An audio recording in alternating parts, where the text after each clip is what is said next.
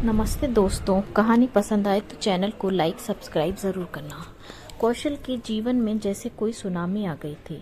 वे अपने दफ्तर के दौरे पर थे। पत्नी अंकिता बच्चों को स्कूल भेजकर घर की साफ सफाई कर रही थी। आज जाने उसे क्या सूझा था कि उसने घर को धो डालने का प्लान बना लिया। जैसे ही उसने पाइप लगाकर कमरे में पानी डाला, अचानक बिजली आ गई। उसे आहट भी नहीं हुई होगी कि बिजली उसकी मौत का पैगाम लेकर आई है। कमरे में कूलर लगा था और उसी के करंट में वह बिल्कुल स्याह हो चुकी थी। पूरा घर अंदर से बंद था। लगभग 3 बजे जब दोनों बच्चे स्कूल से आए और दरवाजा खोलने की कोशिश की तो पता ही नहीं चला अंदर क्या हुआ है। अड़ोसी पड़ोसी इकट्ठे हो गए। दरवाजा खुला तो कौशल को फोन से सारी बातें बताई गई। पुलिस बुलाई गई। ससुराल से लेकर स्वजनों तक खबर करंट की भांति दौड़ गई।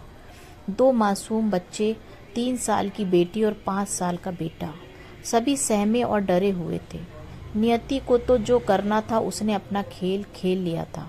कौशल उजड़ गए थे। न बच्चे संभलते, न गृहस्थी, न नौकरी। दोनों बच्चों को उन्होंने ननिहाल भेज दिया था। तब उन्हें अपनी माँ की बड़ी याद आई। 1 वर्ष पहले ही उनकी मौत हुई थी। वे होती तो बच्चे आज बिना घर गांठ के नहीं रहते। कौशल का सब कुछ लुट चुका था। दिमाग और दिल से भी वे डर गए थे। पत्नी का नीला वर्ण उनकी आंखों से दूर नहीं हो पा रहा था। कौशल की नज़र अब अखबारों में छपने वाले वैवाहिक विज्ञापनों और मैरिज पोर्टल्स पर भी जाती, पर उनकी नैया को दोबारा कौन पार उतारेगा। कहीं आस न बनती। ड्यूटी पर जाते तो दोनों बच्चों का मासूम चेहरा याद आता, पत्नी का स्नेह याद आता। सोचते कि अब जाने कैसे होंगे दोनों। कौशल कला की नौकरी छोड़ने वाली बात को दिल से लगा बैठे थे। बच्चों के लिए माँ ढूंढ रहे थे, पर माँ कहाँ मिली। वह तो मास्टरनी ही होगी। टुकुर टुकुर बेचारे बिना मुंह के बच्चे देखते रह जाएंगे। मम्मा खीर बनाओ। बेटा तो मम्मी से पीले चावल की फरमाइश करता था। बच्चे नहीं खाते तो पत्नी सुबह ही पुआ पूरी बनाकर खिला देती। अब सिर्फ उंगली पकड़कर तीनों भागते ही नजर आएंगे। उनकी आंखों के कोर भीग गए। कौशल की चिंता जायज थी। एक जीवन खुशियों से भरा था, दूसरा डरावना महसूस हो रहा था। 2 नादान मासूम बच्चे और 1000 प्रश्नों से घिरे कौशल। किसी ने उन्हें दूसरी लड़की का पता भी बताया, पर मालूम हुआ उसके तो विवाहपूर्व प्रेम प्रसंग काफी चर्चे में है। वह भी कौशल से ब्याह करना चाहती थी। इस विषय पर पूछे जाने पर उसने बड़ा बेबाकी से कहा, इतने दिनों तक ब्याह नहीं हुआ तो थोड़ा बहुत तो चलता है, पर आप कौन सा मुझसे पहली शादी करने वाले हैं। आपके साथ मुझे आपके बच्चों को भी तो संभालना पड़ेगा। कौशल उसकी बातों से दुखी हो गए। वे जानबूझकर विवाह के लिए कैसे हाँ करते। उसके चरित्र का प्रभाव बच्चों पर भी पड़ेगा। इतने बोल्ड तो कौशल नहीं हो पाते। उन्हें लगता वे मर जाते तो पत्नी कुछ भी करके बच्चों को पाल लेती, पर वे अकेले 2 बच्चों की नैया पार नहीं लगा सकते। वे अपने दोस्तों के घर भी जाते तो उनके लिए सिर्फ संवेदना दी जाती। उन्हें तो जीवन चाहिए था, एक खुशगवार घर का, एक मुस्कुराती पत्नी का, 2 हंसते खेलते बच्चों के विकास का। पता नहीं वे कुछ समझ नहीं पा रहे थे। उन्हें अपने विधुर जीवन पर तरस आता। अंकिता और दोनों बच्चों की तस्वीर लेकर वे घंटों रो लेते, पर जीवन का हल नहीं दिखाई पड़ता। कई दिनों तक वे छुट्टियां लेकर बिना खाए घर में ही रह जाते। न किसी से मिलते, न बातें करते। अखबार के विज्ञापन में पत्नी ढूंढते। इसी तलाश में वे गरीब से गरीब घर की लड़कियों को भी देख आए थे।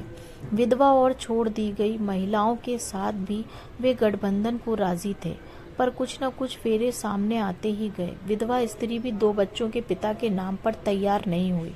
एक महिला तो कौशल से पूछ बैठी, पत्नी दुर्घटना में मरी या मारा था। कौशल टूट चुके थे। हालांकि वे बच्चों के लिए सौतेली मां नहीं लाना चाहते थे। यह उनके जीवन की मजबूरी थी। उन्होंने मन को कड़ा किया और एक विवाह प्रस्ताव को स्वीकृति दे दी। जीवन की मजबूरियों ने उन्हें बहुत मजबूर किया था। इस बार अनामिका से विवाह की सहमति उन्होंने दे दी। कौशल एक अच्छे इंसान थे। अनामिका उनके सामने दुबली सी आम लड़की थी। उसने उनकी मजबूरियों को सुना था, जाना था और अपनी सहमति दे दी थी। विवाह हो गया था। अनामिका ने गृहस्थी संभाल ली। सभी कहते थे सौतेली माँ बच्चों का ख्याल नहीं रखेगी, अपनी ही सुख सुविधा का ख्याल रखेगी। वर्षों की धारणा को अनामिका ने मिट्टी में मिला दिया था। बेटी को उसने कंठहार बना लिया था। बेटे को भी वह पूरी देखरेख में रखती। कौशल का अब समय अच्छा था कि उन्हें अनामिका जैसी पत्नी मिली थी। खाना पीना, झाड़ू बहाड़ू, बर्तन, कपड़े और आखिर में पति के पांव दबाकर सोना उसकी कौशल के आदत घर थी। वाले दबाव बनाते कि एक काम वाली बाई को क्यों नहीं रखते, बच्चों के लिए ट्यूटर क्यों नहीं रखते, पत्नी को मशीन क्यों बनाया है। कई बार उन्होंने अनामिका से कहा, पर उसने कहा कि वह सारे दिन घर में क्या करेगी।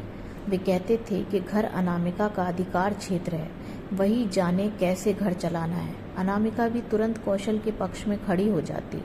मुझे सारे काम करने पसंद है, मैं कर पाती हूँ, फिर क्या ज़रूरत है इन सब की। धीरे धीरे बच्चे पढ़ने लगे, नौकरी में आ गए। अनामिका वैसे ही सेवा भाव से कार्यरत रही। पुरानी मान्यताएं और परंपराएं उसके सामने गलत साबित होती गईं। समझ में नहीं आता किसके कैसे रूप हैं। घर वालों को लगता कौशल ही सौतेला व्यवहार कर रहे हैं, पर उन्हें खाना मिलता है, बच्चे खुशी खुशी पढ़ाई कर रहे हैं। जब सब कुछ दिखाई पड़ रहा है तो कोई चाहे जैसे अपनी गृहस्थी चलाए। सबके रिश्ते तो सौतेले ही हैं। बच्चे माँ को आदर देना सीख गए थे, कोई काम बिना बताए नहीं करते। दूसरों को गृहस्थी में टांग अड़ाने की ना तो गुंजाइश थी न ज़रूरत, इसलिए सभी मन मसोस कर चुप रहते। तभी पड़ोस में मदन भैया की अचानक मौत हो गई। सुना था कि उन्होंने अपनी पत्नी के मरने के बाद दूसरा विवाह किया था, जबकि उनके 4 बच्चे थे। पर मदन भैया की दूसरी पत्नी बीमारी का ऐसा स्वांग रचती कि बेचारे मदन भैया ही खाना बनाकर पत्नी व बच्चों को खिलाते। पैसों के लिए भी तकरार होती। इसी बीच मदन भैया को हार्ट अटैक हो गया। अब पत्नी सौतेले बच्चों से बातें भी नहीं करती। कैसे चलेगी गृहस्थी उन 5 की। मदन भैया के क्रियाक्रम के बाद सौतेले लोग क्या कहेंगे, समझ में नहीं आया। पर अनामिका की सेवा, उसकी कर्तव्य निष्ठा ने सारे रिश्तों को मात दे दी थी। अनामिका से जब मुलाकात हुई तो उसने हंसते हुए कहा, दीदी, हर कोई अपना अपना वर्तमान बनाता है, क्या फ़र्क पड़ता है अगर मैं सुबह से शाम तक खटती हूँ। ऐसा तो हर माँ करती है, मेरी माँ भी किया करती थी। फिर मेरा तो परिवार ही छोटा है। तब लगने लगा कि कौशल मेरी नज़रों में पत्नी के साथ जो सौतेला व्यवहार करता है वह सौतेला नहीं बल्कि मोहब्बत से भरा अपनापन है। मैं अपने नज़रिए से उनका अपनापन नहीं जान पाई थी। आखिर मैं भी कितना जानती थी अनामिका और कौशल को, पर मुझे उनके बीच सौतेलापन दिखाई पड़ता था। पर अब लगा सौतेले लोगों को समझ पाना इतना भी आसान नहीं। सचमुच जीवन जीना एक कला है, सभी इसे समझ नहीं पाते।